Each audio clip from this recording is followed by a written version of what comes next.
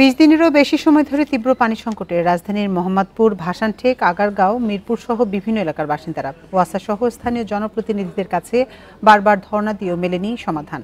এ বিষয়ে বিস্তারিত জানাতে রাজধানীর আগারগাঁও থেকে আমাদের সাথে যোগ দিচ্ছেন সহকর্মী বুদ্ধদেব কুণ্ড। বুদ্ধদেব, রাজধানীর বিভিন্ন এলাকায় যে পানির সংকট, ওয়াসা কি বলছে এ বিষয়ে? বিকাশে কম খরচে ক্যাশ আউটের লিমিট বেড়ে 50,000, প্রিয় এজেন্টও 2টা।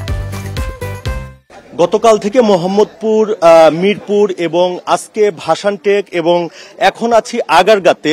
আমি আগারগাঁয়ে ছয়তলা গার্মেন্টসের সামনে আছি। ছয়তলা গার্মেন্টস থেকে মসজিদের যে গলিটা, অর্থাৎ এখানে 4 থেকে 500 পরিবারের বসবাস এবং গত 2 মাস ধরে তারা পানির সমস্যায় ভুগছে।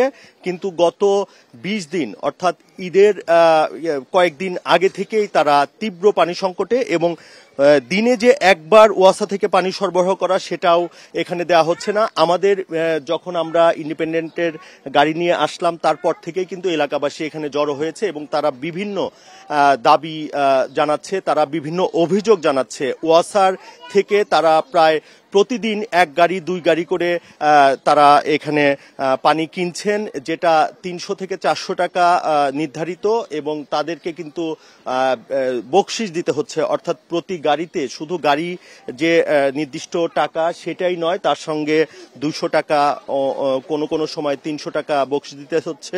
এখানকার যে লাইনম্যানরা আছে তাদেরকে বিভিন্ন সময় গাড়ি ডাকলেও পাওয়া যাচ্ছে না, সেই লাইনম্যানদেরকে বিভিন্ন সময় বকশিশ দিতে হচ্ছে বলে অভিযোগ করেছেন এলাকাবাসী।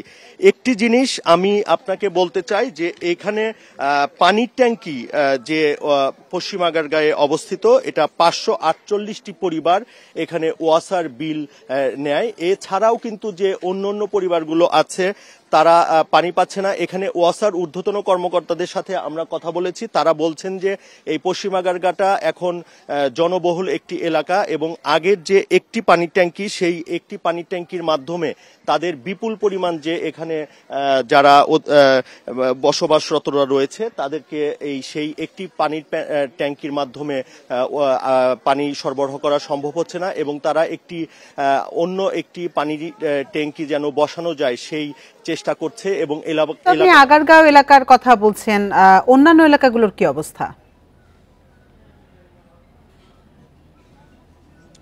আমি যেমনটি বলছিলাম, গতকালকেও মোহাম্মদপুর শেরশাহ রোডে ছিলাম, সেখানেও কিন্তু 2টি পানির ট্যাঙ্কির মধ্যে একটি পাম্প নষ্ট হয়ে যায় এবং পাম্প নষ্ট হয়ে যাওয়ার পরে সেখানে অবর্ণনীয় তারা কষ্টে রয়েছে।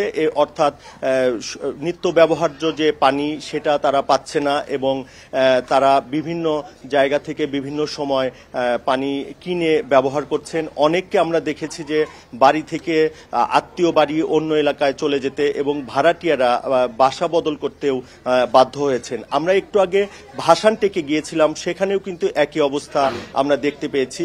অর্থাৎ পুরো ঢাকা শহরে এই তীব্র গরমে মানুষের একটি পানির তীব্র কষ্টে তারা রয়েছেন এবং ওয়াসা বলছেন যে তারা খবর পেলেই তাৎক্ষণিকভাবে যেন ব্যবস্থা নেওয়া যায় সেইটাই তারা করছেন।